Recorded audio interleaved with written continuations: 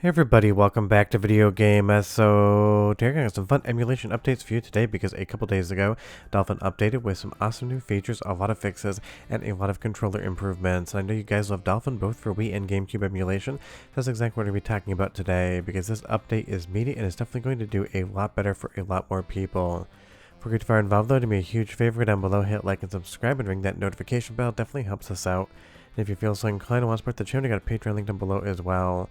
But as far as GameCube and Wii emulation is concerned, Dolphin really is the only show in town, but the good thing is the show keeps improving and it's absolutely awesome for what it does right now. But you'll see here as of September 17th, release 2509 is out, and that again is going to be a very big deal, not just on the GameCube side of things, but also on the Wii side of things. And if you never used Dolphin before, I do have a tutorial down below as well in my Emulation Night School playlist, and I'll be updating it for the Wii side of things because we have a lot more Bluetooth controller improvements here as well. But the overall performance improvements and everything else that are debuting in this new version of Dolphin, pun intended for Chibi Robo here, are going to be absolutely awesome, and you're definitely going to want to upgrade to this version. But let's jump in and talk about some of the biggest updates on the new Dolphin build, and we'll go from there. By default, now everything is going to be using a single CPU core, because before, Dolphin would spread itself out across a dual core usage, and apparently there was a lot of different bugs, crashes, and issues that were just coming down to actually using two cores on a CPU versus one. And it's one of those things, for the most part, using more than one core can aid in performance, but there's situations called race conditions, where if the data isn't processed simultaneously and synchronized, you can end up crashing out the emulator or any other program, basically because of that situation. You don't want a race condition in anything that uses more than one CPU core.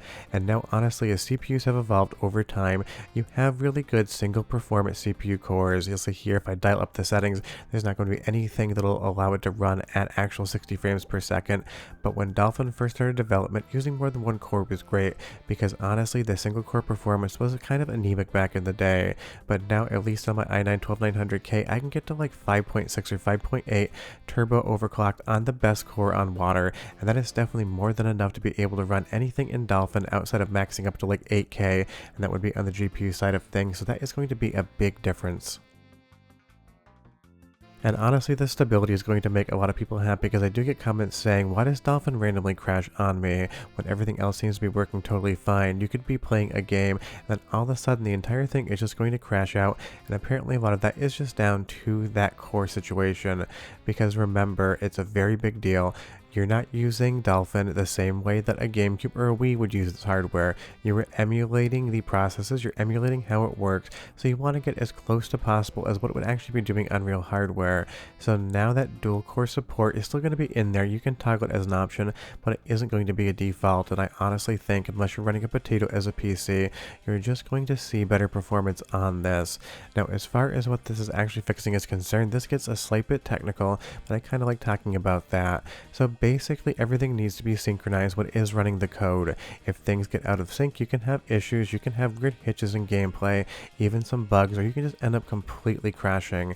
Think of it something like a fight in Soul Calibur 2 here. You have two different things happening at once, you and your opponent, and you're kind of doing that dance to see who wins. You do not want that to happen when you're actually talking about code execution across two CPU cores. You will basically want a dead heat tie every single time. So that is basically what a race condition is. It's when two things are trying to compete and complete at the same time, but they end up coming in slightly different times, kind of like a horse race where one horse would win over the other. That is something you want to avoid when you're actually dealing in emulation, and that's something that really can't happen on a single core, because you're no longer fighting the OS and you can control all of that core's workflow. So race condition may be something you've never heard before, but it is very important to solve in something like Dolphin, and now that seems to be perfectly fine moving forward. That doesn't mean you're never going to see a crash again in emulation. It can always happen, but it's a situation where you're going to get a lot more stability out of Dolphin, the newest release, and that's going to make a lot of people happy, because stability in emulation is basically the gold standard. And remember that your PC, just like the Dolphin devs want to remind you, is not a GameCube. This is using PowerPC architecture, and I can guarantee that I don't think anyone watching this video is using a PowerPC processor right now whatsoever. So it's a situation where they basically decided, stop trying to do exactly what a GameCube would do, harness the power of single CPU cores, and get that performance out, as well as the accuracy and stability, because that's the thing, you don't just want performance at the cost of stability, you want both at the same time. You want to be accurate, you want to be stable, and you also want to be able to allow the most amount of users to run games at a full frame rate. That's exactly what this update's going to do.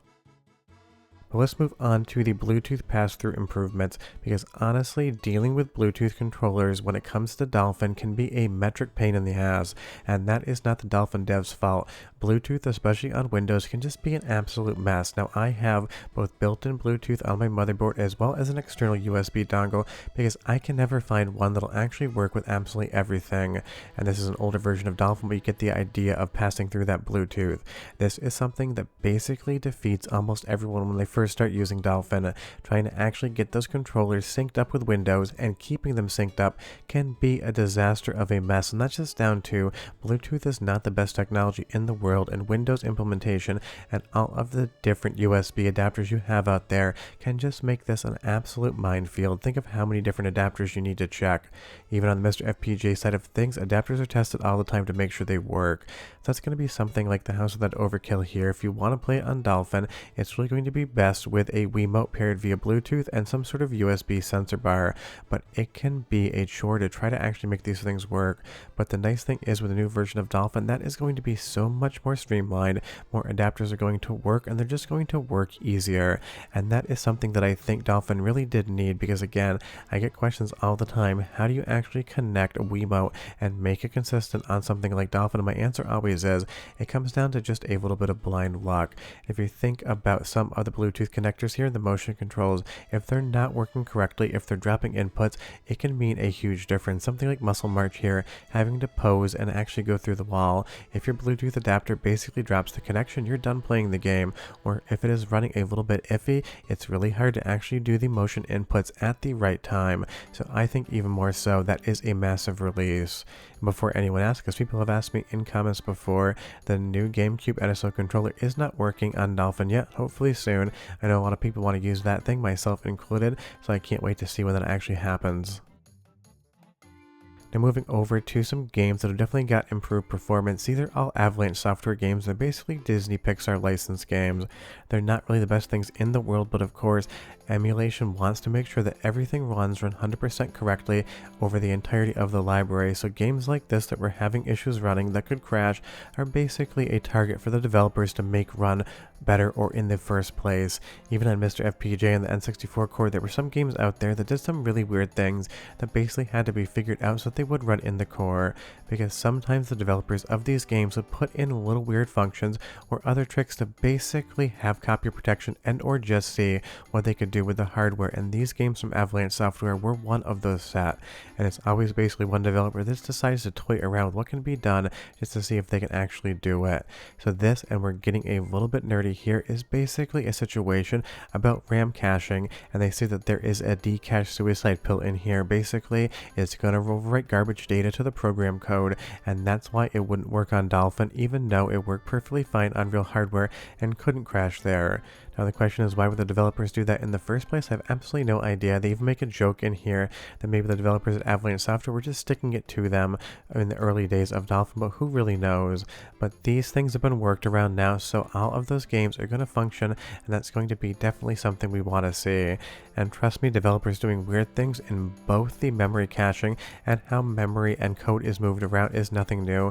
We see it a lot on rare games on the N64 core until they were figured out, and even to this day there's a couple weird things about Conquer and Jet Force Gemini on even flash cards that can cause issues with the memory addressing. So this is nothing new. Developers like to kind of just troll people out there or put in some systems that are very difficult to deal with, and that was one of them. And the last improvement for this month is going to be some fixes to the DSP LLE, and if you're wondering what that means, it is low-level emulation. It's just fixing a recompiler hangs. And there's two different ways to do things. There's HLE, high-level emulation, and LLE, low-level emulation.